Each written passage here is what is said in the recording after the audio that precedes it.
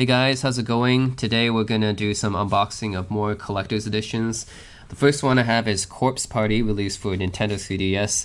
I've never actually played this game before. This is my first time playing this game, and it looks pretty interesting. So I got this edition. This is actually my first physical game for the Nintendo 3DS. I usually always download onto the SD card, but it's my first physical game for the 3DS, and this is a Back to School edition, which includes two Corpse Party figures and soundtrack CD. And I do see the corpse figures on the back, which look okay. Let's actually see how they actually feel like. So, alright, let's take them out. Alright, so this is apparently the corpse figures have customizable faces and hands as well. That's interesting. I think this is pretty similar to the BlazBlue Collector's Edition, which includes something similar as well, these figurines, but they don't have customizable faces. Oh, let's see. Oh, how do I get these out? Oh.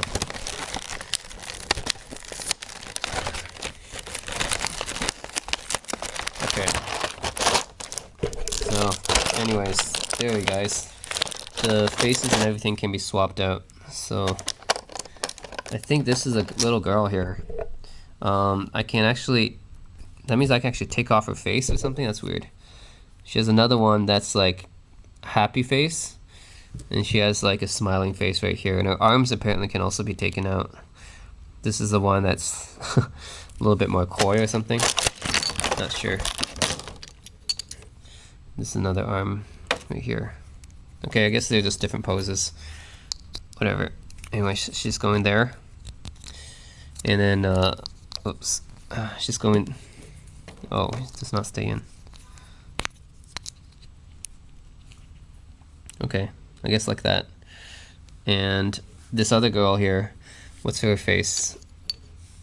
This one, I guess. Blushing face. Blushing face. Different arms as well. Anyways, it's pretty similar, I guess. Her head does a little bob. It doesn't... Oh yeah, it does this little bob thing like a bobblehead. Alright. Anyways, I'm going to be displaying these figures. Pretty interesting. It's so hard to get them in these stands, though. They should make it easier. Like what, I had to use tape or something to hold it in? How the heck am I supposed to hold these girls in here? Oh man. Okay, I'm gonna have to find some way to hold these girls in here.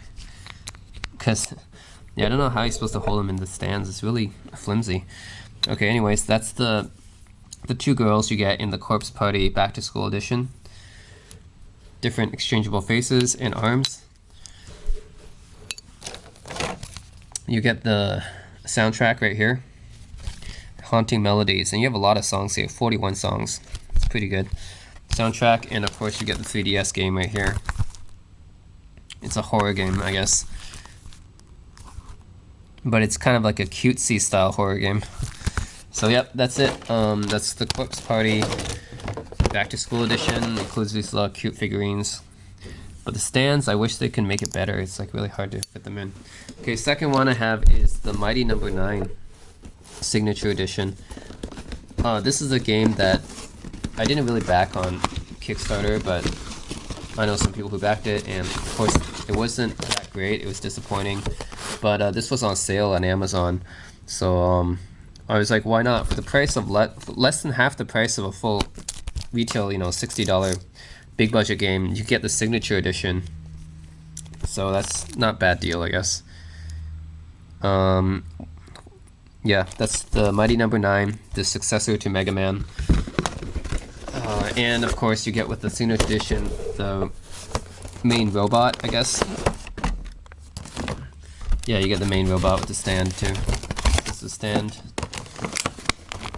Oh, and this robot also has exchangeable faces. I guess Japanese people really like to exchange faces or expressions or something, because all these figures have exchangeable expressions and figures. I think his name is Beck.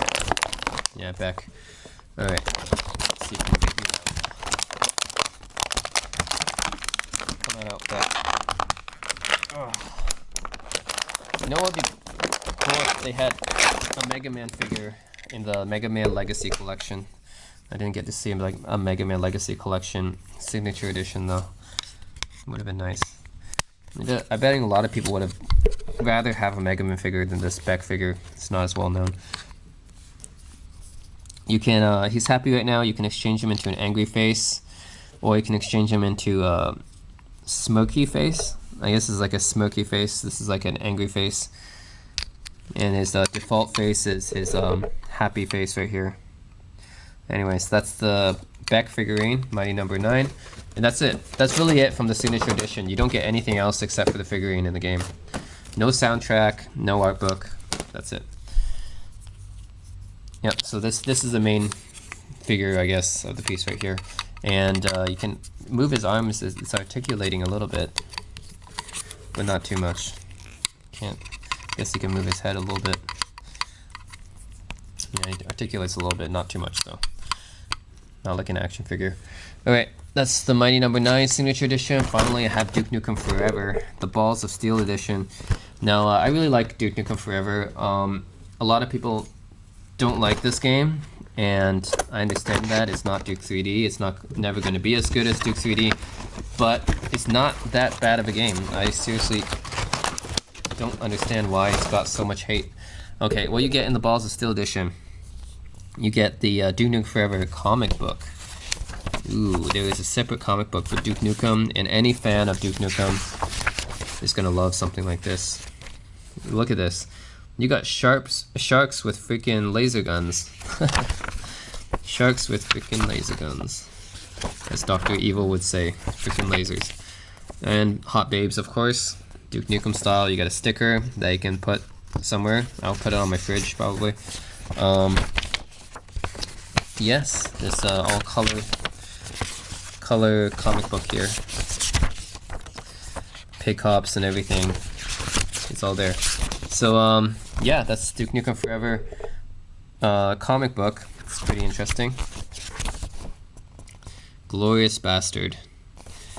So is this really a comic book series? I wonder. I've never heard of this comic series. This is July 2011 publishing. Then you get the art book right here, which is really nice.